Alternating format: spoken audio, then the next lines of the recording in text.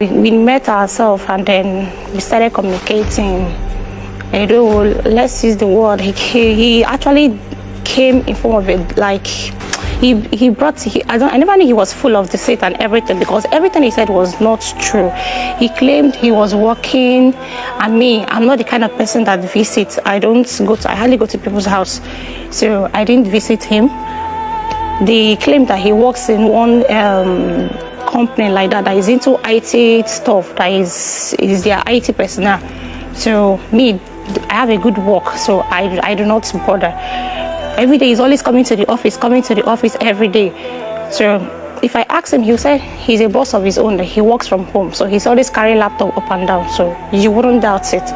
So later we always meet at the eatery in our break there, because me, I don't go to his house, but he's always coming to my parents' place, because my daddy has a house in Ikorodu. Then he came there, he came with his people for introduction. My uncle asked him, he said he works in the Shell. My uncle asked for his ID card, he said he forgot the ID card. So I was not like two different places. Not say yes, that he's a big man, that he works in so many places. So after the introduction, I thought, let me just go and see his place, let me know where you stay, at least be sure I'm getting married to a human being. I went to the house, not knowing that he staged the house from me. The house was not actually his own.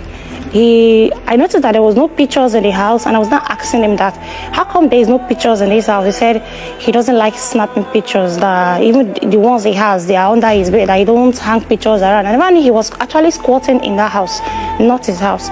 So when we fixed traditional marriage, that was December 26th, we fixed the traditional marriage. He claimed that his bank was the accounts, they blocked his account because of BVN. I know then that was BVN. They were actually doing things for BVN. If you don't go and rectify the BVN stuff, so I actually believed him anyway. I said I should give him some money so that I can be able to join hands and then we should do the things. Me, I'm a very free woman being. Maybe that's my fault. I actually gave him the thing. Then we did our traditional marriage 26. Then on the traditional marriage day, the eve before the marriage, he called me that he has some confessions to make. I was not like, okay, I'm listening. He said the house he took me to, that the house is not his house. And I said, how? He said that he's actually squatting with a woman there, that is not his house. That woman is just like his aunt, that he's squatting with her. And I said, okay, fine. Is it just the house? Do you have any other confession I need to know? He said, no. That I said, about your job. Are you actually working? He said, yes. So I said, okay, fine. If it's just house, it's something I can actually afford. So that one is nothing to me. Moreover, I don't even like the house that I went to that day. It was somehow, I don't like the house. So I carried on with the wedding. Then after the wedding, because my place, I'm Igbo. Once you paid your bride price and you've done traditional wedding, you are free to move to your husband's house. So I went with him that day. Like they'll tell you, go home, can't know your husband's place. I went with him.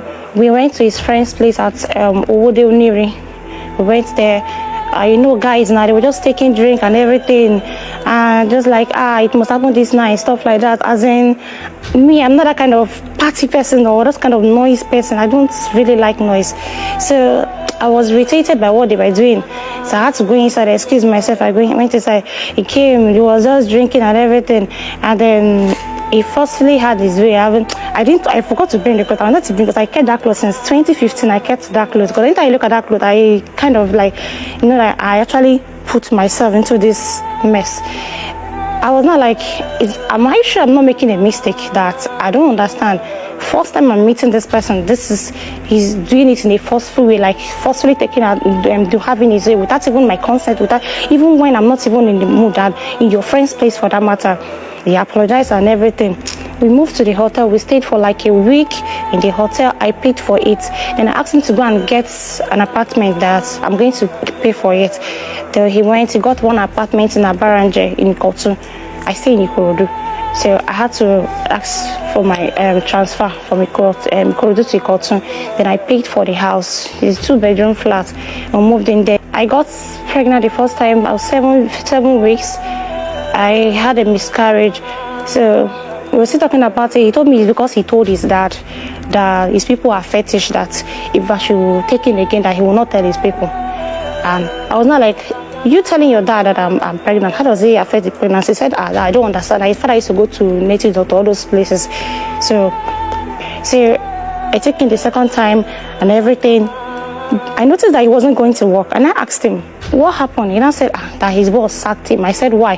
He said he fought his boss, that he didn't know what came over him. He fought his boss, and the man had to. I said, how will you fight your boss? Who does that?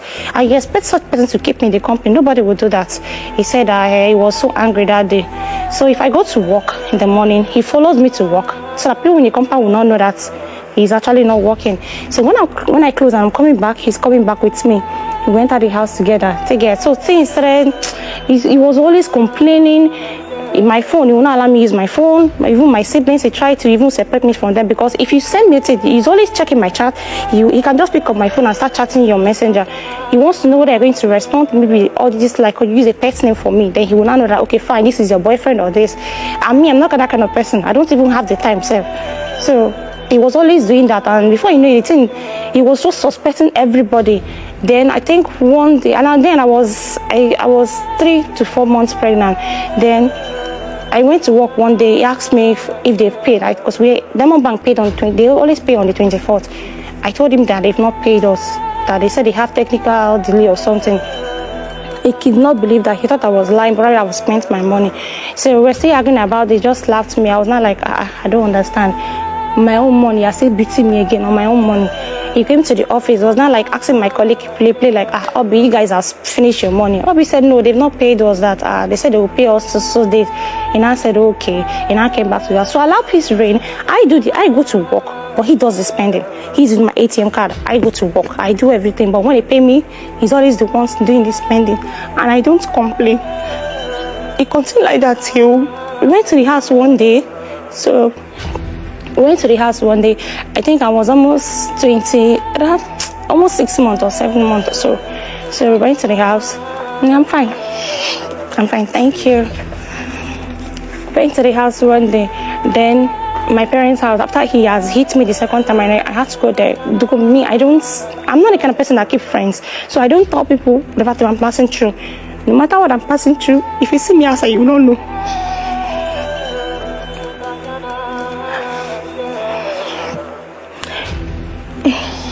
If you see me out, you will not know, because I'm always smiling. That's me.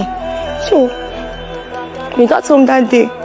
Then, as usual, his normal way of having sex with his wife, as usual, he came to my father's house, because I have my own room in my father's house. I have a room there. He came inside the room that I was like, in my own father's house. Why not let's get home? As he locked the door as usual and had his way. And me, due to it's my first time of getting to that state, I don't know what pregnancy is all about. The water, we saw water, but we didn't understand what that thing was. So it was not like, what's this water? I said, I don't know. Should I tell mommy? I said, no. If you tell mommy, you ask us what did we do that brought this water. Let's be going. I said, okay, fine. We should go to the hospital. We went back to the house. The next morning, I went to the hospital, and they told me baby is no longer alive. So, immediately that thing happened, I just called my mom. I'm no longer interested in the marriage. Like, they should call it off. I'm not interested. I said that he was now telling the super management, the doctor, the MD of the super, that he should plead with me. They discharged me 3 days before the white wedding. I refused to prepare for anything. I was not even preparing for anything. The wedding clothes I did not even prepare. My parents, everyone was just trying to beg me that it's not so anybody's fault. But me, I know what happened, and I knew whose fault it was. It was just like, it's the devil, that we should just try and forget everything, that it will not happen again. He went to the church. He was now waiting for me. They pleaded with me. I had to now, okay. I said, okay, let me give him another chance. I went to meet him in the church. After the wedding, we have not even gotten to the house because we did reception at my daddy's place. The madness started again, and he started vibrating. We were just shouting. My daddy was like, in my own house, you're telling me you will beat my daughter? You did. Is that how people have been living in your house? I'll just lie and tell my dad that no, he does not beat me. No, he's just playing. Maybe he's drunk, that he doesn't do all those things. Because one thing about Igbo is the way you present your husband to your family. Even if tomorrow he changes, that impression that you have given to them, they can never correct it. So that's why I don't want to give him that impression that he's a bad person. So I'm just trying to cover him up that he's fine. My dad doesn't joke with me. So I just told my dad that no, everything is fine. We stayed there and we left, and then we continued back to the Ikoton. that was all. God now finally blessed me with a son. I now had my first son, even though he was still beating me in that pregnancy. I didn't tell anybody. If I come to, most times if I had bruises on my body, I will not go to work. I'll just call my boss, I'm not feeling fine. I'll stay back at home. Then if I'm going the next day, I'll just wear long sleeve. If they see the mark, and what happened to you? I'll tell them I fell from bike. I will not tell them what happened. I will just continue like that till my son. No, the moment always give us 4 months maternity leave. So after the 4 months, I had my son through CS. So after the 4 months maternity leave, my mommy brought my small cousin from village to come and stay with my son so I can resume back to work. And that was November 2018. He came back one day. A pastor said he has offended his wife, that he should go and beg his wife, and the job he's looking for, he will get it. He brought Fanta, he brought pure water, and then I think he bought one other thing too. He now knelt down before me, and I was now saying I should pray for him, I should forgive him. And I said, you didn't tell I'm the one that is doing you. Now, why would I be holding your job for what now? If you have the job, it also benefits me. He now said, no, I should please forgive him. That the pastor said, once I forgive him with my heart, he will get the job the next day. I collected pure water. I blessed the pure water. I collected, you said I should drink it. I took the drink. And then he went to bath with the pure water. The next day, around after 11, he called me on phone that he has gotten the job in Sonoma Cargo in Apapa. They called him for the job, and they called him as a post of manager. You've gone through a lot in your marriage. And I'm sure if I leave you can talk, you keep on, you will not even repeat anything for the next 3-4 hours. Because you've gone through and you have a lot to say. Let me round up. Okay, try and round up. Okay. So he got the job, and then I was so happy. Order. Then, the role they gave him, he needs to be making reports every day. He doesn't know anything about accounts, he doesn't know anything about reports. So with my knowledge and in Diamond Bank, I make the reports for him. My daddy is his grantor, and that's his place of work. The most time if I'm busy, I send the report to my dad. My dad makes the report, send it back to me, I forward back to him.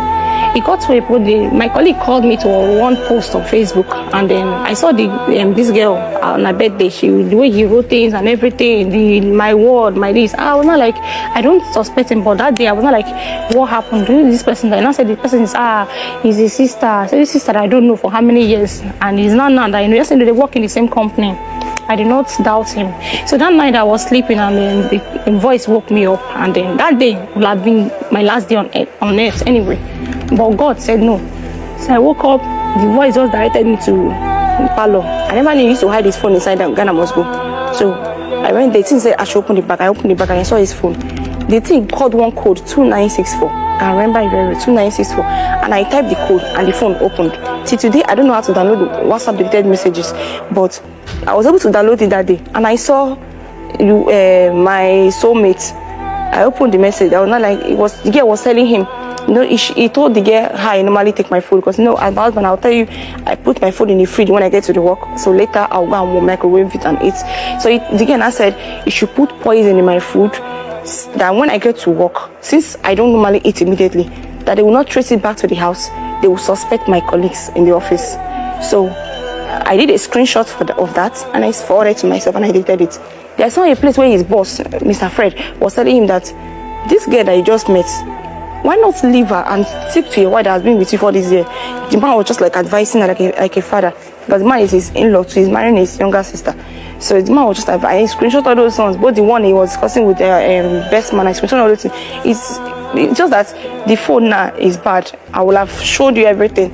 So when I saw those things, I was bitter. I was not like, why is this man trying to kill me? I even proved it. I was in the kitchen cooking my noodles. That I didn't make any food to work. I went to work empty like a pregnant woman. I didn't go to school. I've never eaten somebody's food before. That day I ate Esther's food. I tell Esther, give me food. I'm hungry.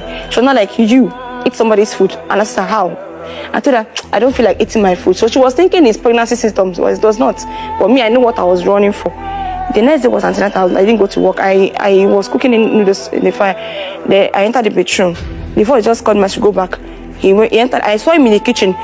He was putting something and he was not staring at it. Maybe he saw me. I was like, what are you doing? He said, he's trying to help me. I said, noodles I just put now. You're trying to help me. Now he said, can somebody help me again? I said, okay, no problem. I went back to the bedroom. The voice not like, don't eat that food. I said, even if he did not even tell me to eat that food, I won't be stupid enough to eat that food. I went for antenatal. I came back. He poured the noodles in the dustbin and made his own noodles and ate. So just 1 week before the operation.